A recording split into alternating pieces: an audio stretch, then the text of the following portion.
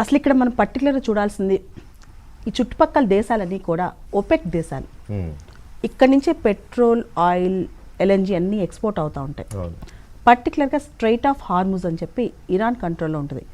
Iran పూర్తిగా దాన్ని మూసేసిందనమాట. ఈ స్ట్రైట్ ఆఫ్ హార్ముజ్ మూసేయటం వల్ల చాలా వరకు ఆయిల్ రేట్స్, చమురు ధరలు పెరిగిపోతాయి. చమురు ధరలు పెరిగితే ఇన్ఫ్లేషన్ పెరిగిపోద్ది.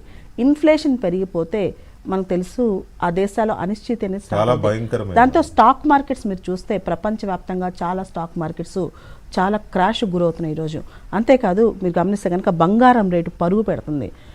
ఈ రోజున 10 గ్రాముల బంగారం 1,74,000 రూపాయలు భారతదేశంలో. ఇవన్నీ చూస్తుంటే భారతదేశంలో కూడా ఆయిల్ రిజర్వ్స్ అనేవి ఏదైతే రిఫైనరీస్ దగ్గర ఉన్నాయి దాదాపు 10-15 రోజులు సరిపడా ఉన్నాయి. గవర్నమెంట్ దగ్గర మొత్తం కంప్లీట్ చూసినా 2 నెలలకు సరిపడా ఉంటాయి. 70 డేస్ అంట ఇవాళ చెప్పారు ఆఫీషియల్ గా 70 డేస్ వస్తాయి. అంటే 10-15 రోజులు రిఫైనరీస్ దగ్గర ఉన్నాయి, గవర్నమెంట్ దగ్గర 70 రోజుల వరకు ఉంటాయి అన్నమాట.